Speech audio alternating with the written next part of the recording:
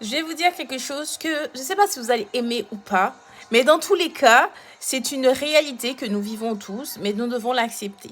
En fait, c'est le truc, c'est qu'on n'aura pas tous les jours envie de prier. Quelqu'un qui me dit que tous les jours, il a ce feu en lui, tous les jours, mais pas un jour de sa vie. Genre, il s'est dit, j'ai pas envie. Sincèrement, je vais pas te jeter la pierre, mais vraiment, dis-nous en commentaire comment tu fais ça, parce que moi, je ne sais pas comment faire ça, d'accord? Il y a des jours, vous n'avez pas envie, d'accord? Vous n'avez juste pas envie. Pas que vous avez la flemme, mais juste, vous avez ce truc qui vous pèse, vous avez vos fardeaux, vous avez vos problèmes, et vous dites, mais vraiment, est-ce que le Seigneur écoute mes prières? Est-ce que le Seigneur est là?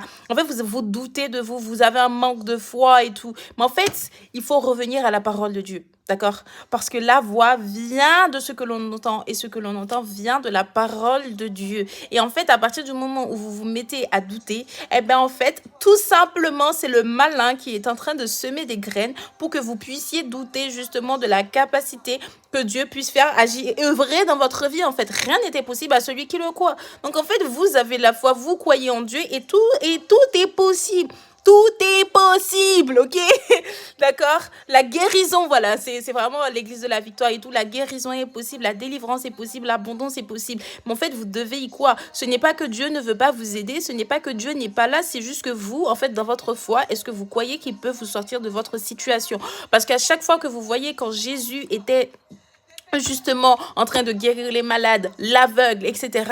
À chaque fois, il a demandé, est-ce que tu penses que c'est possible? Donc, à chaque fois, en fait, il a vérifié la foi des gens. Il l'a pas fait comme ça. Hein. Dieu ne va pas te guérir si tu n'as pas envie d'être guéri. Hein.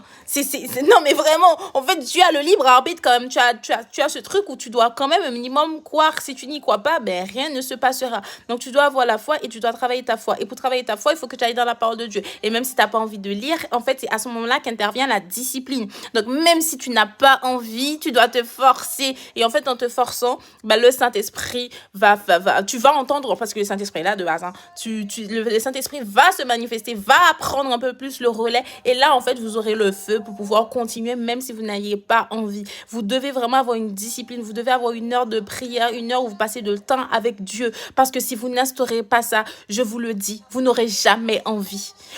En fait, il y a des jours où vous aurez vraiment envie. Vous aurez le feu en vous. Vous avez ce truc qui vous dit, va prier.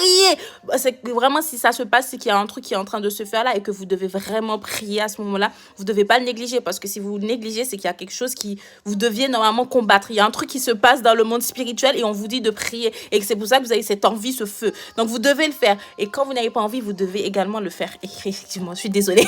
Sur ce, je vous envoie plein d'amour, plein d'argent et surtout prenez soin de vous comme à l'accoutumée. N'hésitez pas à vous